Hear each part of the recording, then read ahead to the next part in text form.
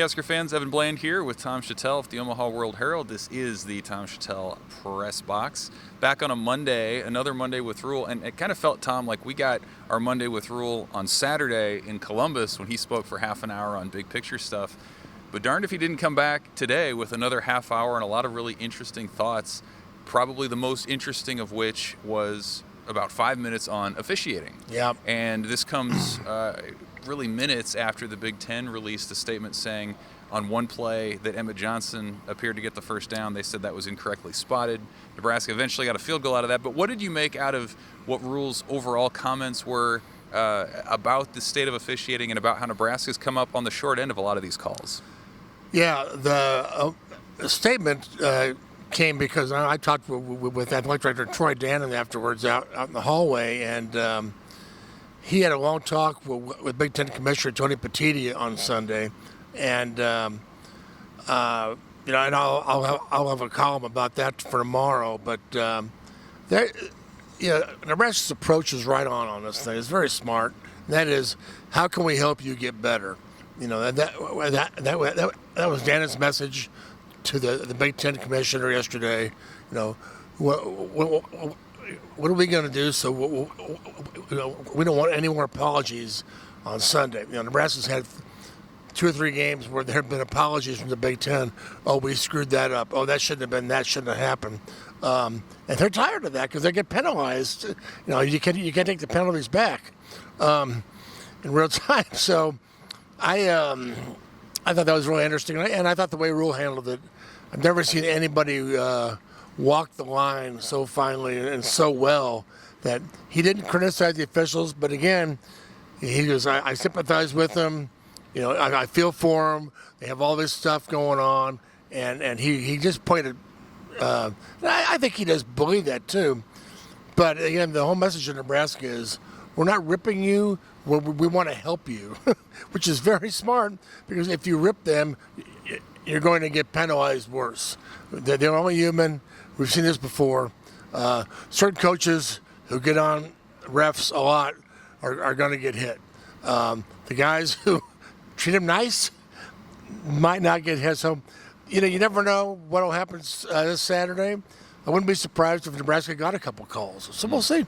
I guess kind of a follow-up on that. Like, what, maybe in your talk with Dana too, what's the solution there? Because like you said, I don't think anyone really believes the fix is in. This isn't Nebraska and Bo Pelini at Texas A&M back in the day where they felt like they were being oppressed. Yeah. How can Nebraska help, or maybe how is that mindset different when all those calls are not going to go your way? Yeah, I think more education and more communication.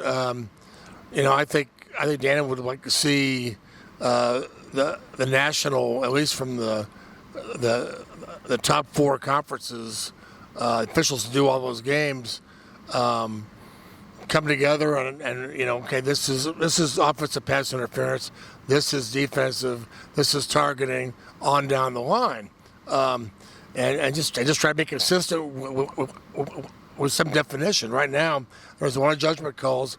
Everybody calls targeting a different way, it seems like.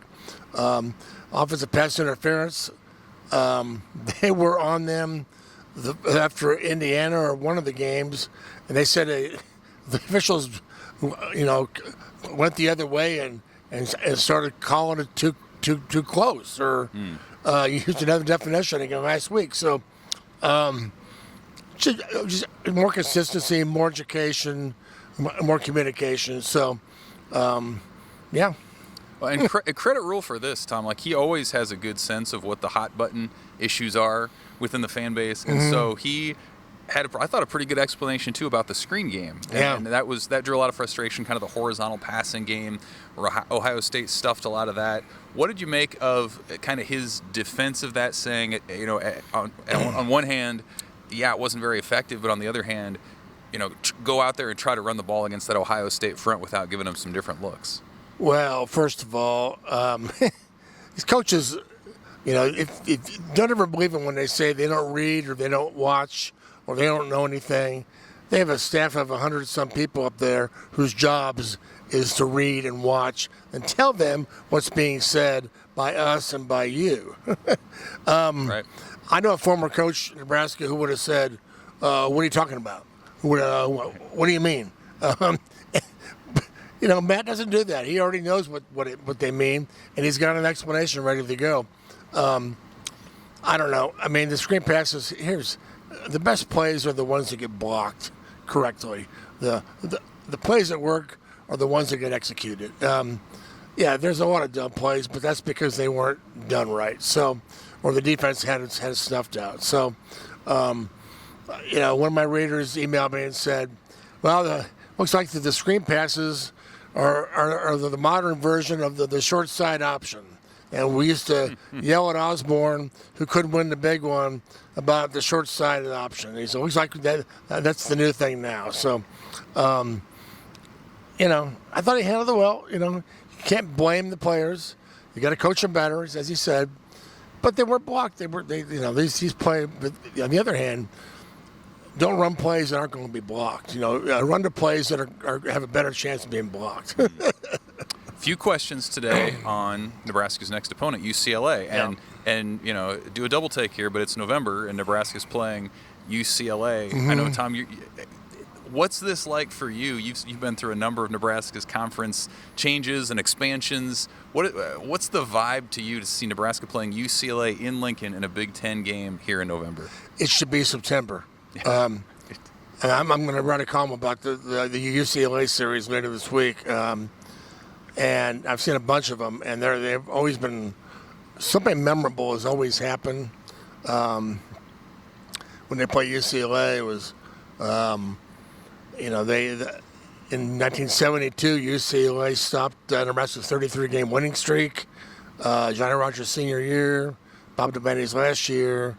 It was Osborne's first game in 73. 83, Mike Rozier's run. 84, Jeff Smith goes to the Rose Bowl, and they break out. I mean, on and on. Steve Taylor, 87. 88, they go to L.A. and get swamped. 94, Zach Wiegert wins the Chevrolet Player of the Game and says, "Where's my Blazer?"